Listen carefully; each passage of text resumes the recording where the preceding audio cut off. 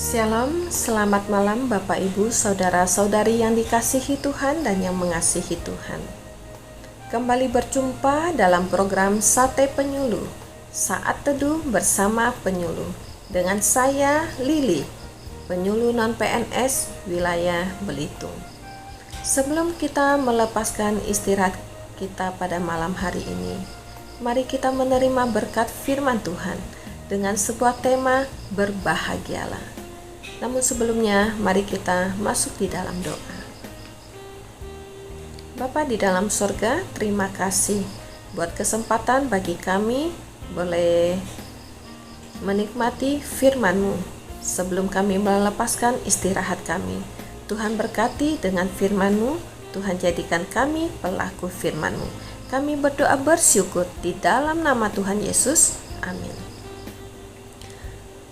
Satu bagian firman Tuhan akan saya bacakan bagi kita semua yang terdapat di dalam Injil Matius pasal yang kelima ayat 1 sampai yang ke-12a. Ucapan bahagia. Ketika Yesus melihat orang banyak itu, naiklah ia ke atas bukit, dan setelah ia duduk, datanglah murid-muridnya kepadanya. Maka Yesus pun mulai berbicara dan mengajar mereka, katanya, "Berbahagialah orang yang miskin di hadapan Allah, karena merekalah yang empunya kerajaan sorga. Berbahagialah orang yang berduka cita, karena mereka akan dihibur. Berbahagialah orang yang lemah lembut, karena mereka akan memiliki bumi. Berbahagialah orang yang lapar dan haus akan kebenaran, karena mereka akan dipuaskan. Berbahagialah orang yang murah hatinya, karena mereka akan beroleh kemurahan. Berbahagialah orang yang suci hatinya, karena mereka akan melihat Allah. Berbahagialah orang yang membawa damai, karena mereka akan disebut anak-anak Allah. Berbahagialah orang yang dianiaya oleh sebab kebenaran, karena merekalah yang empunya kerajaan sorga. Berbahagialah kamu, jika karena aku kamu dicela dan dianiaya, dan kepadamu difitnahkan segala yang jahat. Bersukacita dan bergembiralah, karena upahmu besar di sorga."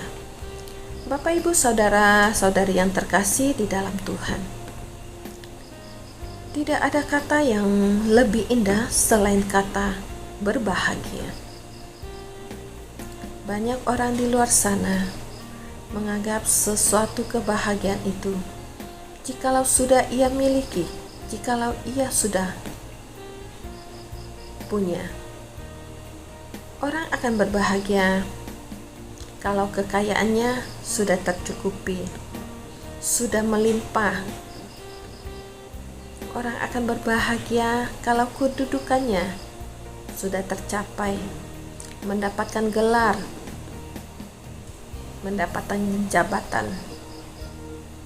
Orang juga akan berbahagia mempunyai nilai yang bagus, menghasilkan prestasi, bahkan dengan nilai cum laude.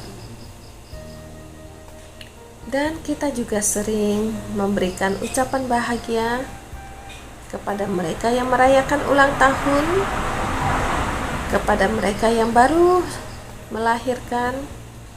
Kita berikan ucapan bahagia kepada orang tuanya, bahkan juga kepada kakek dan neneknya. Semuanya itu patutlah menjadikan kita orang yang berbahagia.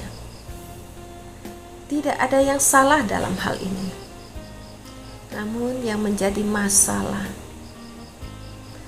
apakah kebahagiaan itu harus bergantung kepada sesuatu yang dimiliki? Bagaimana dengan firman Tuhan yang telah kita bacakan? Sebuah kontroversi yang terjadi antara memiliki dengan tidak memiliki.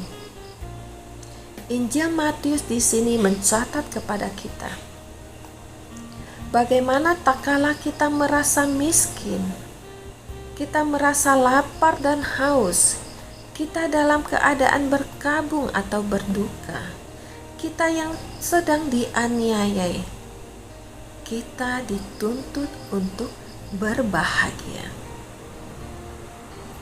Injil Matius di sini memberitahukan kepada kita kebahagiaan yang amat mendalam, Artinya kebahagiaan itu tidak bisa disentuh atau diabaikan oleh hal-hal yang ada di sekeliling kita. Entahkah itu sakit penyakit, entahkah itu penderitaan, entahkah itu kesedihan atau kedukaan, entahkah itu karena aniaya atau kuasa-kuasa lainnya. Semuanya itu tidak akan mempengaruhi bagi orang yang percaya kepada Tuhan. Artinya Injil Matius di sini ingin menekankan kepada kita bahwa kebahagiaan tidak menuntut pada situasi dan kondisi tertentu. Lalu, bagaimana kita bisa meraih kebahagiaan itu? Bagaimana kita bisa memiliki kebahagiaan itu? Ada 3 hal yang dapat kita pelajari melalui Injil Matius ini. Sebuah kebahagiaan yang harus kita gapai dan harus kita lakukan. Yang pertama, perikop ini di mana Yesus sedang mengajar banyak orang. Dan saya yakin dan percaya bahwa Yesus bukan saja hanya mengajar orang banyak pada saat itu, tetapi juga untuk kita pada saat ini. Ketika saya mengajar, saya sebagai seorang guru, saya sangat mengharapkan semua siswa-siswi saya mendengarkan apa yang saya ajarkan. Ketika mereka mendengar, mereka akan mencerna, mereka akan memahami, mereka akan mengerti, dan pada akhirnya ketika tugas diberikan, maka mereka bisa melakukannya, mereka bisa mengerjakannya dengan baik dan benar. Yesus mengajar kepada banyak orang, juga mengajar untuk kita pada saat ini. Ajaran Yesus harus kita dengar, harus kita pahami, harus kita mengerti. Kalau kita mendengarkan ajaran Yesus, maka tidak ada jalan sesat untuk kita. Setelah kita mendengarkan, mari kita cerna, kita pahami,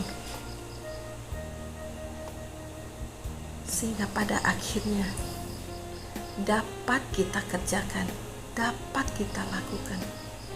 Mustahil bagi orang dunia dalam keadaan sedih, dalam keadaan duka, dalam keadaan miskin, dalam keadaan sakit, penyakit, menderita, bisa berbahagia.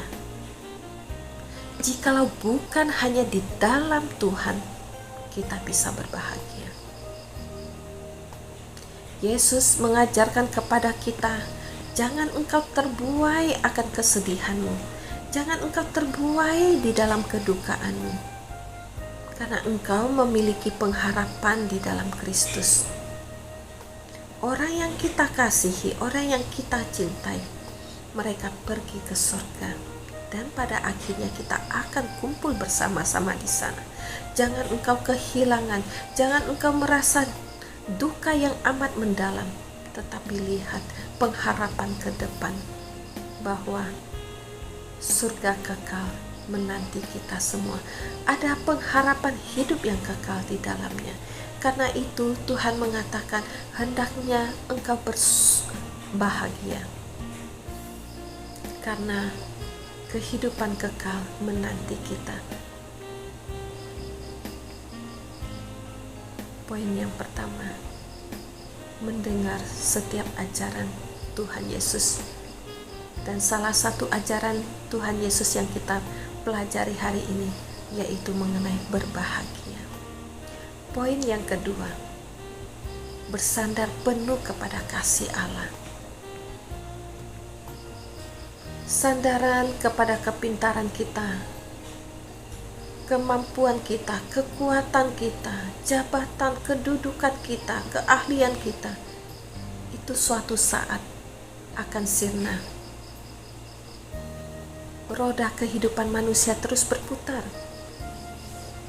Kadangkala kita di atas, namun ada saatnya kita di bawah.